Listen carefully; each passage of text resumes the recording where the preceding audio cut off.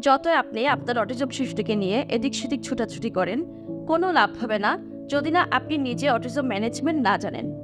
আপনি প্রতিদিন আপনার অটিজম বাচ্চাটিকে নিয়ে বিভিন্ন থেরাপি সেন্টার বা স্পেশাল স্কুলে ছুটছেন নির্দিষ্ট একটা টাকার বিনিময়ে। প্রতিদিন বা প্রতি মাসে এত টাকা খরচ করার পর যখন আপনার শিশুটি ম্যানেজেবল না হয়, তখন দিন শেষে আপনি হতাশ হন। তাই আপনি অটিজম ম্যানেজমেন্ট শিখে নিন। যদি আপনি অটিজম ম্যানেজমেন্ট শিখে নেন, তাহলে আপনি নিজে বাসায় বসেই আপনার শিশুটিকে অটিজম ম্যানেজমেন্ট দিতে পারবেন। তাই নিজের উপর ইনভেস্ট করুন, নিজেকে সময় দিন, যাতে আপনি আপনার বাচ্চাকে নিজে হেল্প করতে পারেন। বাবা মা হিসেবে আপনি যদি অটিজম ম্যানেজমেন্ট শিখেন, তাহলে আপনার শিশুটি যেমন খুব ভালো ম্যানেজ হবে এবং আপনি নিজেও বাড়তি টাকা খরচ থেকে বেঁচে যাবেন। তাই অটিজম ম্যানেজমেন্ট শিখতে আমাদের পেজে মেসেজ করুন।